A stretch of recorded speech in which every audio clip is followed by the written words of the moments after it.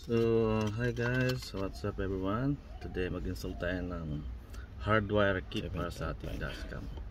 Gamitan natin ng wire na to and i-connect natin sa main fuse ng ating sasakyan without using this power. Hindi na natin gagamitin ito sa cigarette lighter na connection. So ito guys, kailangan mga tools na kailangan natin, tester, ito, screwdriver, flashlight, and zip tie.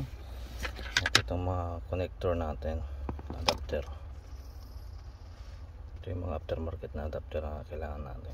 Kailangan natin ito na i-connect sa ating fuse. Hanapin natin yung radio accessory connection.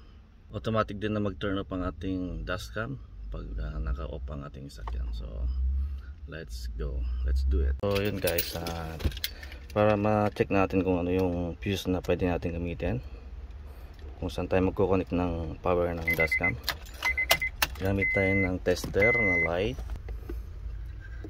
So guys, ito kailangan natin to i-connect natin sa ground, turn on yung ignition para ma-check natin yung fuse kung saan yung may power.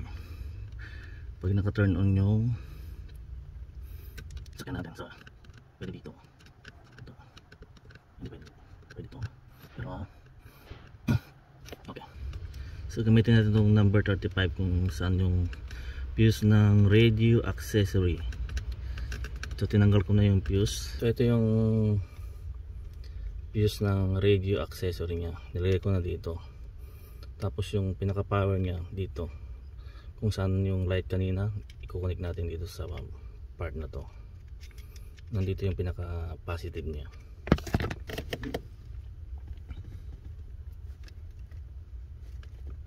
Tapos guys, kunin natin ito, then i-connect natin dito bago natin i-install. Then after that, ito ilagay natin sa ground, naka-ground nya guys. So kit na ganito, kasama na to battery drain protection para hindi mag-drain ang ating battery, together with this one. So testing natin kung pwede. Turn on natin yung ating engine, o ganyan lang, or just like that. So yun guys, mayroon na siyang power doon.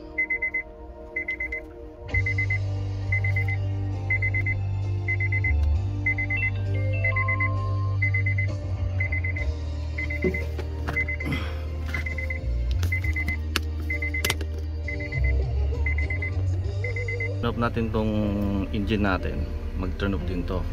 Let's see, may power yan. Kailangan din mag-turn off to para di ma-drain na ng ating battery.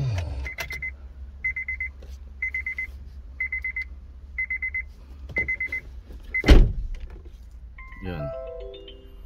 So yun guys, okay na. Safety natin ang ating wire na to by inserting over here sa trim.